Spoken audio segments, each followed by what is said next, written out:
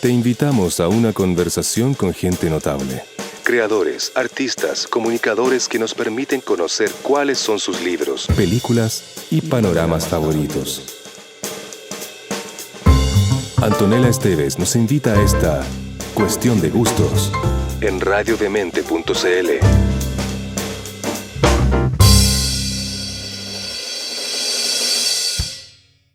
¿Cómo están todos y todas? Bienvenidos a una nueva edición de Cuestión de Gusto. Estoy muy feliz porque este invitado en particular, yo lo tenía en mente desde que partió este programa hace tanto tiempo y por una razón u otra, recién hoy día nos podemos reunir con Álvaro Bizama para hacer esta Cuestión de Gustos. Álvaro, ¿cómo estás? ¿Cómo estás? ¿Cómo estás, Antonella? Oye, gracias por la invitación. Un gusto siempre. Nada, no, un gusto. No, qué raro dar estos programas en estos días raros también. O sea, yo no sé quién ganó en Estados Unidos, ¿cachai? No, nadie sabe. Nadie sabe todavía. Ahora están Yo creo que peleando no como vamos a los ver por unos votos. días. Sí, yo creo que están peleando los votos en Michigan. Así que, Sí, no, estamos viviendo, este año es súper, súper raro por muchísimas razones, pero eso no ha quitado que Álvaro Bizama tiene libro nuevo, Tengo mi poder, mala lengua, este retrato de Pablo de Roca, que nos va a dar para hablar todo el programa. Obviamente este programa se trata de tus influencias, de lo que a ti te sí, por entusiasma, de favor. por qué escribes y más, pero Álvaro, tú llevas mucho rato escribiendo ficción, escribiendo cuentos. Bueno, para la gente que no lo sabe, además Álvaro es director de la Escuela de Literatura Creativa de la Universidad Diego Portales, un escritor muy, muy connotado, pero me parece súper lindo que tu último libro sea, es que es muy raro, porque uno diría, es una biografía de Pablo de Roca, pero no, yo creo que es una declaración de amor. Así que No, hablemos de eso. ¿Qué te pasa con Pablo de Roca? no, me pasa una cosa. Primero, yo nunca fui rockiano, militante. Leía la Roca como lo leen todos los chilenos, saltado a cuentagotas, perdido como un fantasma en las bibliografías ajenas. Y de pronto volví a releerlo y me tocó trabajar en varios proyectos puntuales no sé, hace 10, 15 años, volví a releer la escritura de Raimundo Contreras, que me parece un libro que me hizo mucho sentido como leyéndolo como ficción más que como un texto poético de poesía. Y luego, cuando traté de escribir algunas ficciones, me metí a investigar a la mandrágora y me empecé a estrellar en esa investigación con The Rock en muchos puntos. Me parecía que había una vuelta ahí, apito a su hijo Carlos y todo. Y de pronto también, como hace varios años atrás, la universidad compró, la UDP, adquirió el archivo de La Nación. Una de las primeras actividades que hizo la Universidad con el Archivo de la Nación fue una actividad, una exposición donde revisaron varios hitos. Entonces estaba el modo en que la María Luisa Bombal valió el novio, la persecución de Gonzalo Videla de Neruda, la vuelta de Mistral el 54, la muerte de Guards Bello y la muerte de Pablo de Roca, y ahí me lo topé de nuevo. Siguió ese fantasma y de pronto no sé cómo. eh, Estaba releyéndolo. Me parecía que buena parte de lo que decía Andel no tenía nada que ver con lo que yo estaba leyendo. Eh, eh, me parecía que no. Y que en general el personaje, de Roca como personaje, excedía la caricatura que se había construido de él, porque los libros lo decían. Y además de eso, y esto es lo más loco, eh, era alguien que existía mucho más allá, más acá, con voluntad propia, más allá de todo el Cagüín, toda la órbita nerudiana. Mm. Entonces, a partir de Roca me empecé a preguntar un poco cómo leerlo, cómo leer cierta literatura, o sea, preguntando por las tramas, los relatos de la literatura chilena como el siglo XX, sobre todo hasta la década del 60, y de pronto estaba escribiendo algo que nunca supe muy bien qué era, que si era una biografía, si era un ensayo, si era una crónica, y me parece que el libro, lo que es para mí era como la respuesta a las preguntas que estaba teniendo cuando yo lo leía y trataba de resolver qué hacer con esas escrituras. En general, es mi respuesta como a la lectura de Roca. Mm. Y esa respuesta es una respuesta que solo podía dar escribiendo el libro, pero también en el fondo pensándolo desde un lugar, para mí por lo menos, como más narrativo, o más mezclado, más híbrido, crónica, ensayo. Traté de no meter ficción, porque me parecía que no tenía sentido darlo si la vida ya era suficientemente extremo, delirante para hacerlo. Y también es una historia que también me sirvió para pensar cómo funcionó Chile del siglo XIX, del siglo XX, y cómo cambió y cómo eso está escrito, cómo eso aparece la poesía, aparece la literatura, aparece la novela, aparece en el arte, y De Roca también era una excusa para contar eso. Que ojo, yo me di cuenta cuando terminé el libro.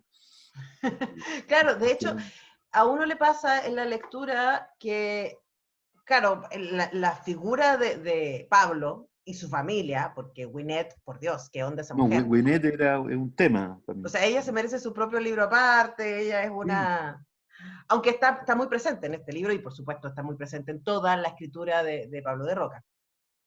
Pero además está este mundo, no sé si te pasa, a mí me da un poco de envidia, esa bohemia artística, porque no solamente literaria, De Roca tenía como, según lo que tú cuentas acá, tenía como su lote de amigos, que no todos eran escritores, habían pintores, habían escultores, ¿cierto? Había mucho crítico.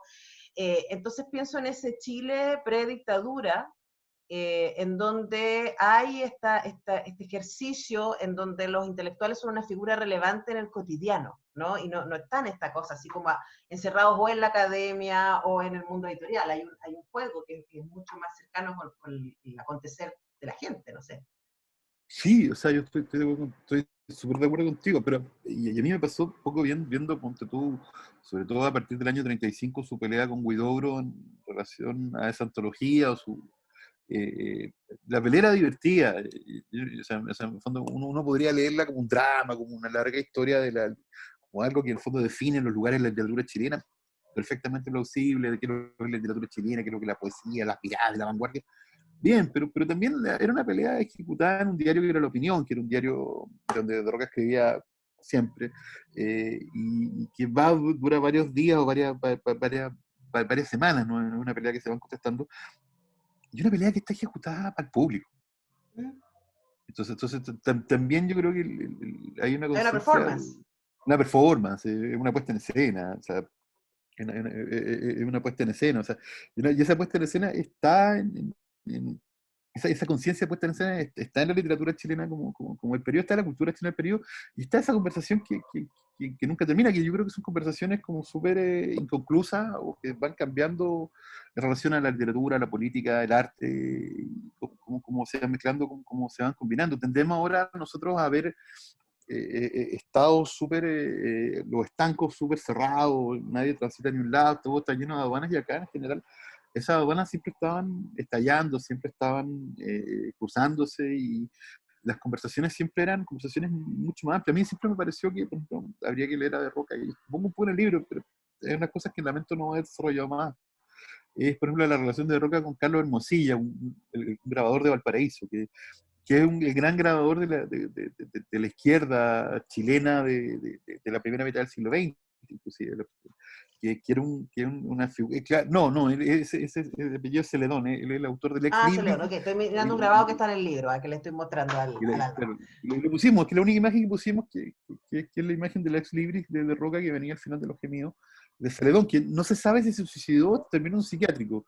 Pero, por ejemplo, Carlos Hermosilla, que a mí me parece interesante, que es un grabador de Valparaíso, aparece también como el correlato como de esas imágenes. Sus relaciones con Diego Rivera, sus conversaciones o sea, su paso por la Universidad de Chile, que es complejo porque, por ejemplo, él tiene varias peleas, va de cada, no pierde, y en un momento él cuenta, y lo cuenta también, abofetea o le saca la mugre a un pintor, a un artista llamado de apellido Gasmuri, por ejemplo, que es súper importante Gasmuri, porque es el que trae el arte cubista a Chile, y de hecho Gasmuri lo echan, o se va de la universidad y funda un taller propio, porque básicamente estaba en una discusión dura respecto al arte contemporáneo en la misma universidad en ese momento. Entonces, están cruzando esas cosas, y escribir de rock era escribir como de todas de ellas. Ahora, yo hice una cosa que no hago nunca. Al final los libros yo los escribo siempre como de comienzo a final. Y como cada vez empecé a ocupar un método más abierto, más de preguntas, empecé a escribir como temas. Entonces, cuando Ujú. escribí primero me acuerdo, escribí lo primero de Ginsberg, y fui completando como laminitas de ciertas zonas, y luego empecé a ver cómo se tensionaban o cómo se juntaban. Fue bien loco, me podía pasar una mañana buscando un dato para un párrafo, ponte tú, Claro. ¿cachai?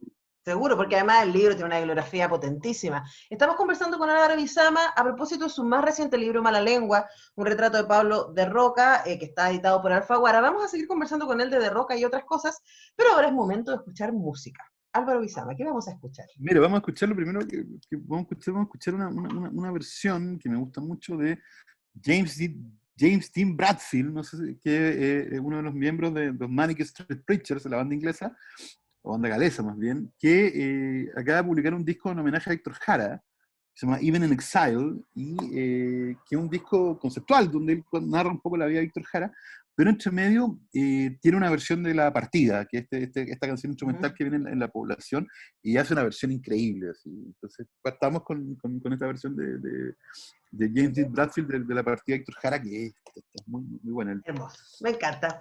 Estamos haciendo cuestión de gustos con Álvaro Bizama. Escuchábamos esa alucinante versión de La Partida, impresionante cómo Víctor Jara sigue levantando hijos sonoros e influencias en distintos lugares bonitos ese igual. Es increíble eso. No, además bien. Además, interesante la historia, que salió un radar de Página 11 el fin de semana, un entrevistado de Bradfield, y decía Bradfield que en el fondo había llegado a Víctor Jara, él era hermano era fan, obsesionado, por unas canciones de los Clash, entonces es como que es una historia interesante como también de cierta música en la década Como del que se va 80. encontrando, ¿no? Se Me va pasó un poco encontrando, eso cuando escuché Los Caléxicos, con ese disco que tienen también de homenaje a Víctor Jara, y es como, ¿cómo pasó eso? Pero bueno, así pasa. Oye, volviendo a Pablo de Roca y a este mundo que tú describes acá, quiero volver a una cosa que dijiste antes, Álvaro, que me parece importante, ¿no? Como el prejuicio que hay respecto a Pablo de Roca y a esta imagen, ¿cierto? De este tipo súper peleador y súper un energúmeno constantemente parece, ¿cierto? Sí, Un tipo como que se supera a sí mismo. sí. Y claro, siempre en esta tensión con Pablo Neruda. Todo eso existe, es parte del libro. Probablemente lo que a mí me gustó fue el otro lado también, su fresquilidad, su amigo de sus amigos, su viaje, su perico tema por Chile. Me pareció también súper Eso es bonito eso, encontrarse con eso. muy impresionante. A mí me parecía que estaba escribiendo la vida de alguien que tenía 4 vidas. O sea, por un lado tenía un poeta furioso, por otro lado tenía un vendedor viajero, con la picaresca que se implica, y por otro lado tenía también un teórico de la poesía y de la cultura y de la política, un activista en muchos aspectos. Entonces, de pronto, en general había que, para mí, por lo menos como lector, no fue intencionado sacarle un poco de esa caricatura, en general preguntar, hay los gemidos, que el libro es del año 22, no hay nada antes ni después que se parezca en ese momento. Me parecía que, por ejemplo, me reí mucho releyendo Neruda y yo, por ejemplo. Y reí mucho porque también Roca también era un maestro de la diatriba, que la volvía un arte. Y en esa diatriba también había no poca cantidad de goce, o sea, disfrutaba con esa performance. Entonces, nada, para mí fue como muy, muy raro escribirlo, porque también iba descubriéndolo y tratando de pensarlo en otros términos, en otros lugares, con otro eco. Yo creo que para mí lo más claro, una de las cosas más claras era, por ejemplo, la revista Multitud, que es esta revista que él arma a finales de los 30, comienzo de los 40, que dura de modo intermitente hasta bien entrado hasta los 60 inclusive, y que uno tenía la imagen, tenía la percepción a lo lejos, porque uno luego ve lo que hizo Daniel Rosas con la selección de texto de Roca que hizo para Multitud, por ejemplo, sobre Multitud. Pero si uno mira la revista es mucho más amplia, mucho más divertida, mucho más diversa, mucho más compleja, y está estableciendo diálogos todo el tiempo con la cultura, de ese momento. Estoy pensando en un mundo también donde existen revistas como Babel, que es la revista de Enrique Espinosa, que por ejemplo, uno tiende a pensar que Chile queda lejos, y esta gente está pensando que Chile queda muy cerca de todo, o querían conectar el país con el mundo. Entonces, si tú miras, el Multitud por ejemplo, está lleno de William Carlos Williams, John Dos Passos, está el diálogo, poesía argentina, poesía latinoamericana, poesía. Y por otro lado, si uno mira a Babel, que puede ser un reverso, que es una revista más cercana al anarquismo, al trotskismo, si yo miro el especial de Trotsky que ellos publican cuando muere Trotsky, por ejemplo, tengo un texto de Manuel Rojas de Trotsky, pero tengo un texto de Edmund Wilson, el principal crítico literario del New Yorker, sobre Trotsky, o sea, y en el año 40. Entonces me parece que tendemos a pensar en esa lejanía cuando en realidad nuestra literatura, nuestra cultura está dialogando una y otra vez con el mundo y tratando de entenderlo y deformándolo también. Entonces, fue un proceso muy potente también, como ver esas cosas y empezar a notar y fijarse en ¿Cómo detalle. habrá sido? ¿No te preguntáis así como sin internet, a puro teléfono en algunos casos? Correo O electrónico y correo, todo. po, ¿cachai? O sea, es como Pero, te pido un texto, ah, te lo mando en ah, 3 semanas, qué sé yo. hay una historia muy bonita que no es de Roca, sino de Carlos Droguet, tú cachai que el traductor a francés de Droguet y Mistral era el mismo. ¿Ya? Se llamaba François de Mignomandre, y la Mistral tiene un poema donde finge su voz a la extranjera y también es el gran traductor de... A Droguet lo conocen mucho antes en Francia que en Chile, porque Mignomandre lo empieza a traducir en sus revistas. Entonces cuando Droguet Pero además, explota y empieza a traducir a funcionar, drogueta francés, qué difícil. pero Droguet es antes conocido en Francia o Yo publicado en sé, Francia, pero porque nuestro Mignomandre reconocimiento, señor. mi madre es fan.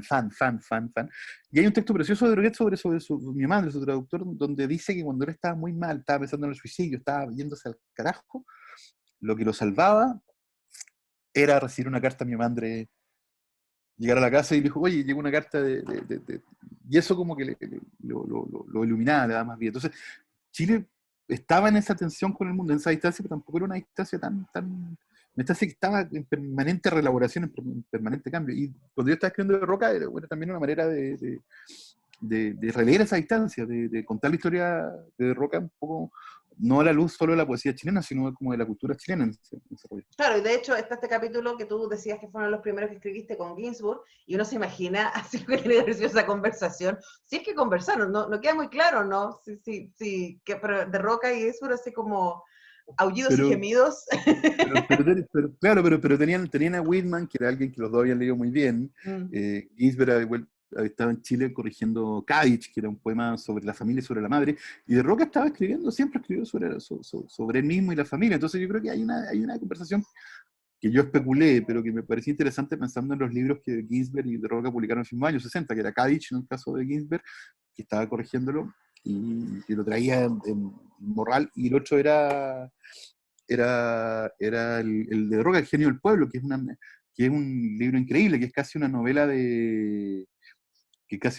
ponte tú, una novela donde hay un libro inclasificable, que son ciento y tantas voces hablando, imagínate. O sea, No, como, pero me imagino igual un poco eso en su casa, que tú describes mucho, que era como cuando el clan de Roca estaba más o menos bien, porque tú también hablas de muchas penurias económicas. O sea, eran un sí, lote grandote de gente. eh, claro. y además, la familia extendida, ¿no? Los amigos, la gente, así como Sí, vengan no, todos. Y lo que tiene que haber sido eh, ni siquiera las fiestas, sino como el cotidiano. Ven a cenar, tómate un vinito y sí, conversemos. y la gente iba y se quedaba ahí y todo, y era muy potente, sobre todo los 30 y los 40 que se encontraban en esa casa, en ese lugar, en esa conversación. A mí me parece muy potente, como decías tú, la figura de Winnet, que me parece que hace una poesía muy distinta a la de Pablo, y sobre todo porque también es una poesía mucho más cambiante, mucho más lúcida, mucho más precisa, que tiene, y también es una ensayista una ensayista de fuste, o sea, una ensayista mucho más dura y mucho más concreta, por ejemplo, que Pablo, que tiende como ensayista a la divagación. Es maravilloso leerlo, pero Winnet hay unos ensayos en multitud como prosista muy buena, un ensayo sobre la provincia chilena, o sobre la escritura de mujeres, por ejemplo, que son buenísimos. Mm. Ahora pienso Mm. en cómo se formó esa generación, ¿no? Porque ellos se casan súper jóvenes, Mm. y se forman en la conversación, en la bohemia, en la lectura. Estoy pensando que tú estás de director de la Escuela de Literatura Creativa en la UDP, y hacemos esta conversación desde Radio Universidad de Chile, ¿cierto? Y desde Radio Mete, de espacios que son de alguna manera académicos y que tenemos la posibilidad de trabajar desde esos lugares, revisando autores que se formaron de otra manera. ¿Y qué aprendemos? Claro. ¿Qué sentís tú que deberíamos todavía nosotros, que tenemos estas posibilidades académicas, aprender de la calle, ¿no? De la experiencia que tienen autores como de Roca? Yo creo que varias cosas. Primero, la ausencia de aduanas. O sea, en el fondo, yo creo que en general la posibilidad de los cruces. Yo creo que para mí lo más importante, siempre lo digo, es pensar que nuestras bibliotecas son bibliotecas de la provincia y que independiente del lugar donde estemos, crecemos en el boca a boca, crecemos en el cambio de libros mano a mano, crecimos mucho nosotros en la cultura de los fanzines, crecimos en la cultura del intercambio, crecimos en estas bibliotecas precarias de la provincia, donde es relevante también esa conversación de pasillo, esa conversación diaria. Creo que para mí lo que es interesante es justamente la amplitud de cruces, la idea de que no haya aduanas, la idea de que en el fondo no todos los espacios o todos los proyectos pueden convivir en una misma zona, que no son excluyentes, que la experiencia no es algo que sea contrario a la imaginación, y que la escritura es repito, que a mí por lo menos me importa en el trabajo en la escuela, es un espacio de libertad. Un espacio de libertad y un espacio de preguntas, o sea, involucra la libertad, pero también involucra las preguntas sobre cómo uno trabaja con esa libertad. Entonces, Sí. me parece que eso estaba ahí, que creo que está ahora, y uno le puede dar más o menos vueltas, pero uno aprende también de eso. O sea, yo creo que te sirven en ese Sí. punto. No, la falta de prejuicios probablemente, pero voy a volver a eso, me gustó lo de la falta de aduana. Pero es un momento que vayamos a escuchar una canción. Estamos con Álvaro Bizama, escritor, director de la carrera de literatura creativa de la UDP. ¿Qué vamos a escuchar ahora? Vamos a escuchar una del último disco de Dylan, que es un discazo, no sé si alguien lo ha seguido, que es el Murder Most Fool, y no, el Roadie, que se llama I Contain Multitudes, yo contengo multitudes. Me parece que es el primer track del disco, que es un disco interesante, que Dylan lo saca en la pandemia, que es un disco que reflexiona sobre el mundo, que es de nuevo otra vuelta de Dylan a un viaje por su biblioteca. A mí por lo menos un disco que me gusta mucho, sobre todo el Murder Most Fool, y esta otra canción que es contengo multitudes. Perfecto, Preciosa. escuchamos a Dylan, Álvaro Bizama escoge en cuestión de gustos. Continuamos haciendo cuestión de gustos con el escritor Álvaro Bizama. La excusa es Mala Lengua, un retrato de Pablo de Roca, su más reciente libro, que ya lo pueden encontrar. Además es un libro muy hermoso, muy entretenido de leer, aunque debo decir que me dio mucha pena. O sea, es un libro que es doloroso.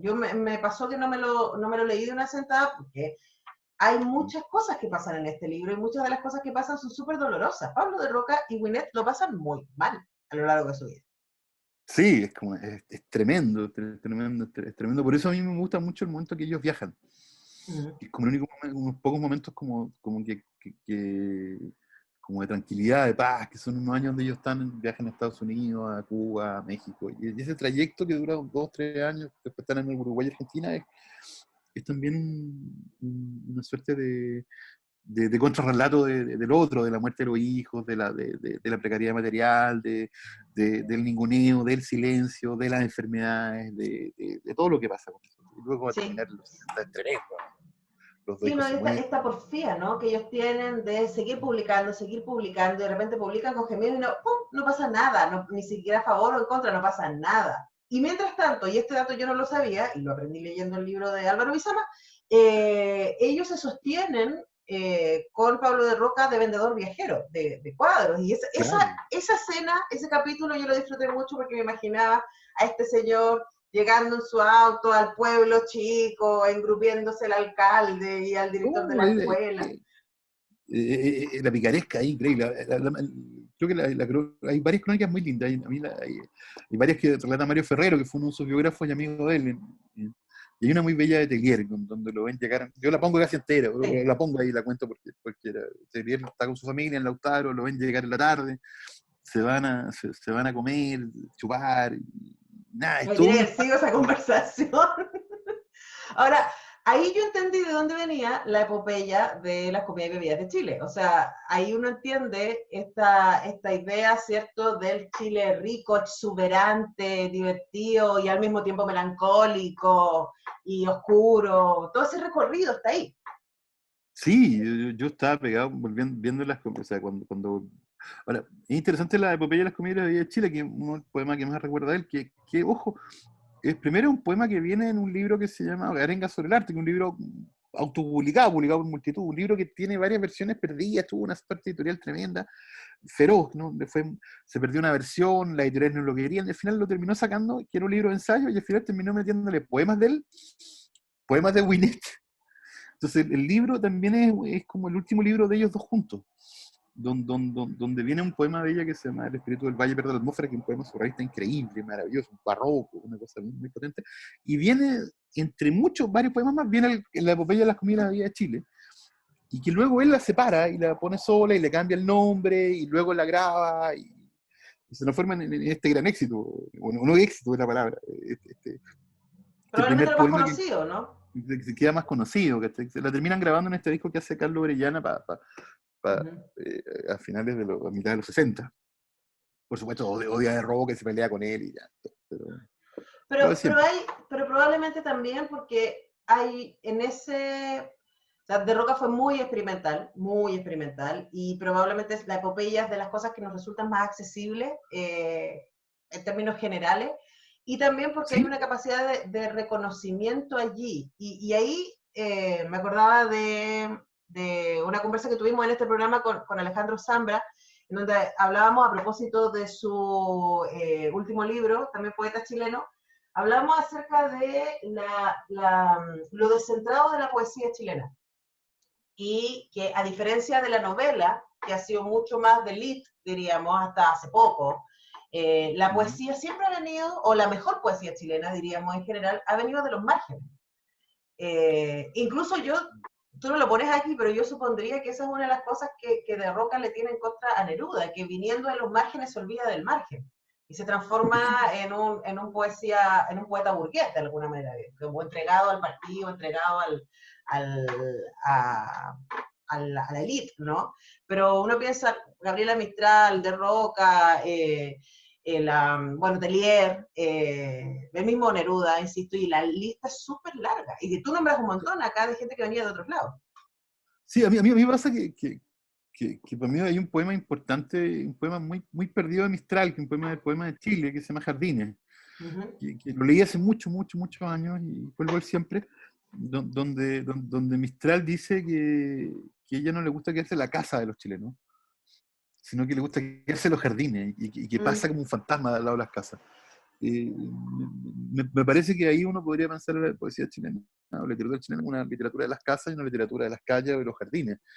Y me parece interesante también como la metáfora de la casa. Yo creo que cuando uno lea a lo que está fuera, en el caso de Roca, él mismo está fuera y él mismo construye un mapa del país. O sea, construye un mapa que en la epopeya de la comida y la bebida de Chile es un relato que debería ir al lado, no sé, del poema de Chile de Mistral, del canto Claro. general, de las décimas autobiográficas de la Violeta Parra, ¿cachai? Y va También de los construyendo. márgenes, igual que Víctor, Violeta y Víctor, o sea, hay algo ahí con la reivindicación de lo popular, creo yo. Sí, ¿no? Y pensando lo popular como también una categoría estética, como un modo de algo que no existe en los museos. O sea, Claro. yo siempre me acuerdo de eso que le decía la Violeta Parra ¿quién era? Creo que era Gastón Soulet. En un momento trabajan juntos en la década del 50 recuperando folclore. Eso está en la biografía de Subercacio Londoño, de Se me merece la vida, de Violeta Parra, que es un texto que no se ha reeditado en 30 años, pero que es una biografía oral, donde mucha gente habla, y ahí Soulet dice que Violeta Parra le decían, no, tú fuera universitario, así como en el fondo como que lo leía como alguien que venía de otro lado, y al final terminaron amigos y se la ganó y todo el rollo, pero también está eso, ¿cachai? Yo creo que lo popular como una categoría que está viva, que está cambiando, que no es parte del museo, que está en una elaboración y reelaboración constante con estos personajes que se están preguntando cómo funciona, o sea, como los destellos de lo campesino que aparecen en la vanguardia de Roca. O sea, un libro como Escritura de Raimundo Contreras, que es un libro de vanguardia duro, pero un libro donde esa vanguardia sirve para iluminar el mapa o el mapa de la lengua chilena. Claro, estoy pensando en Droguet. No, Vamos a empezar con Droguet. La última vez que hablamos con Eduardo, siempre terminamos hablando de Droguet. Pero es que también ahí hay una mezcla entre, que a propósito de lo que tú decías, una mezcla entre vanguardia y popular, y mundo popular. Y ahí Sí, lo que aparece es alucinante. y ojo, se resuelve, no se resuelve con una receta, no se resuelve con un modo de hacer las cosas, se resuelve con respuestas que van cambiando para mí como de obra a obra. O sea, yo creo que, por ejemplo, eh, Hijo Ladrón, como lector, es una obra súper relevante porque justamente la novela contemporánea ahí completa, la novela del modernismo inglés, la novela social chilena, las discusiones sobre política y literatura, la sombra de las discusiones de izquierda, el fantasma de Domingo Gómez Rojas, todo confluye en Hijo Ladrón, pero confluye en algo que tiene que ver con la emancipación de esa lengua, con el modo de que ese personaje que ni siquiera tiene nombre al comienzo, no tiene identidad, está en todavía, se conquista a sí mismo. Establece su propio, y al conquistarse a sí mismo, en el fondo se establece como un sujeto, como sujeto, se establece como una figura que sale de ese margen para transformarte justamente en esa figura que no había existido en la literatura chilena hasta ese momento. Y esa es para mí, por ejemplo, la distancia de Rojas con los narradores del 38, ¿sí? Que uno no lo lee desde una lógica tan más militante y tan clara, sino que justamente existe como una explosión o como una pregunta, como una transformación de lo que es la poesía dentro de la lengua. Sí, está ahí que me pasa, te escucho Álvaro y pienso que eso es tan contemporáneo, no solamente en términos estéticos del ejercicio de tensión del lenguaje, sino en términos del proceso que estamos viviendo hoy día como país. Pero voy a volver sobre eso. Para nuestro último bloque, ahora es momento de escuchar una canción. Vamos con una canción que es muy rara, que se llama Palacios de Montezuma, que es de Grinderman, que es la banda que Nick Cave inventó o armó con Warren Ellis cuando no estaban tocando en los Bad Seeds. Y lleva una canción collage, que es un poema gore, yo diría, sobre las relaciones humanas y el deseo. Está muy bueno ese los Palacios Ya, pues. Montezuma, y cuando uno escucha Grinderman hay que poner atención porque solo aparece, por ejemplo, en series cool, así como aparece en Luther, aparece en el maravilloso capítulo de la primera temporada de True Detective, que tiene ese largo plano en secuencia que termina con Grindelman sonando. No, es increíble Grindelman. Bueno, eso. Estamos haciendo cuestión de gustos con Álvaro Bizarra. Está todo muy raro. Está todo muy raro, es verdad. Estamos haciendo cuestión de gustos con Álvaro Bizama y a mí me pasa, Álvaro, que ahora que estoy mucho más lectora de Chileno Siglo XX, me he sorprendido con lo contingente que son al Chile de ahora. No es como si hubiéramos tenido, bueno, un paréntesis, que no fue del 73 al 90, diríamos, yo pensaría que fue del 73 hasta ahora muy recientemente, y hoy día podemos reconectarnos con eso que gente como Pablo de Roca venía diciéndonos desde los 30, 40, 50, y que creo que tiene mucho que ver con el Chile actual. ¿Qué te pasa con esa lectura a la luz del presente? ¿Sabéis qué me pasa en general? Desde el estallido a mí me ha costado mucho escribir ficción. Creo que no es el momento, ¿cachai? Creo que creo, creo que a mí me encanta escribir ficción y algo que disfruto mucho y me ha costado mucho el último año. Y me parece interesante porque justamente lo que me ha pasado es que he vuelto a mirar, ¿cachai? Las calles, he vuelto a mirar o sea, no he vuelto a mirar, pero en el fondo el lenguaje se trasladó a ese lugar, explotó de otras formas. Y me pasa que siento muchas veces que la poesía o la literatura prefiguraron esas cuestiones o se hicieron cargo de esos problemas. O sea, cuando yo leo sobre la muerte de Domingo Gómez Rojas, este poeta asesinado por el Estado en el año 20, me topo con el reflejo del presente.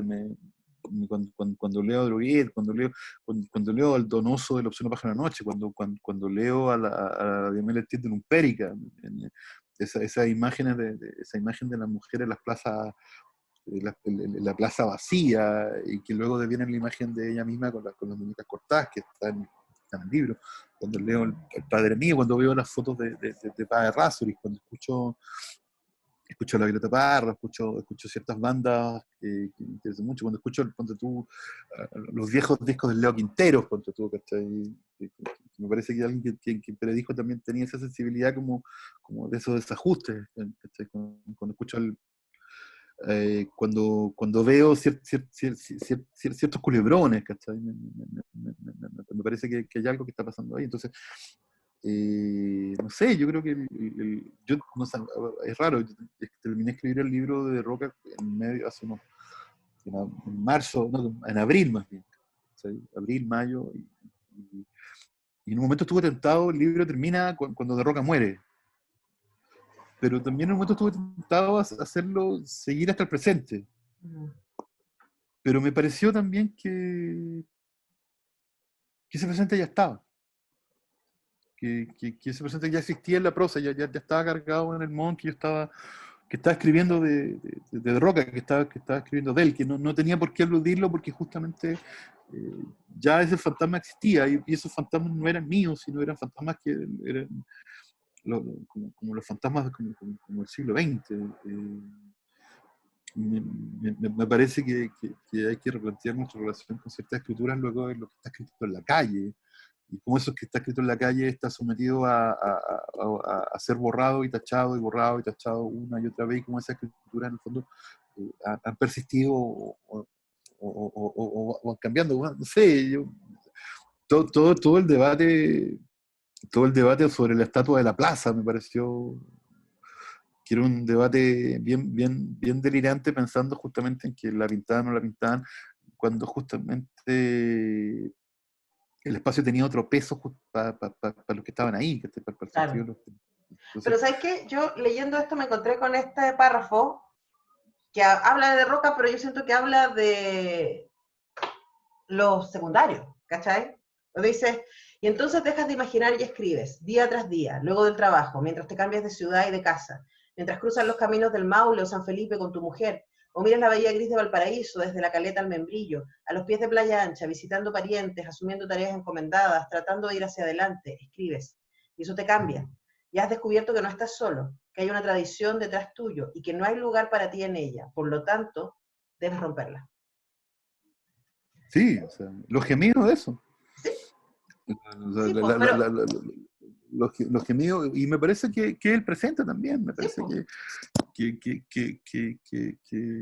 está ahí, que este país está lleno de aduanas, ha estado lleno de aduanas, lo que debe ser la literatura, lo que debe ser la historia, lo que debe ser la cultura. Parece que yo hace rato que no veo esas aduanas donde veo más bien cruces, ¿cachai?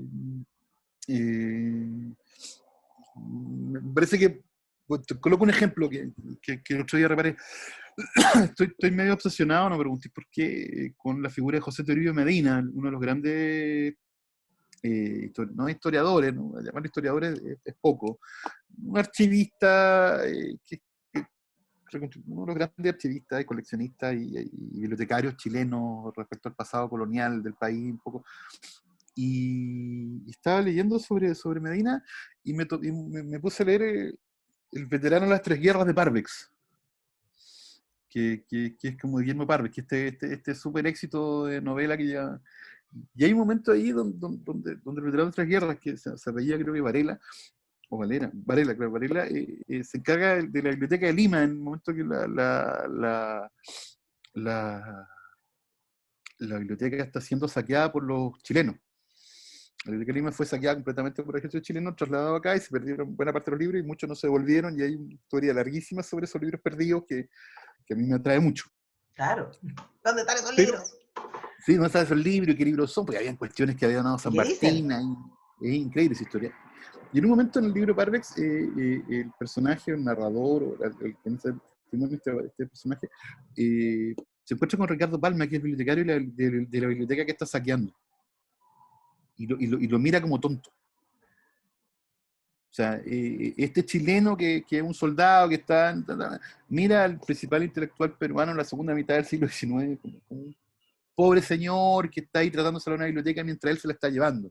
Mm. Y me parece que justamente no es eso.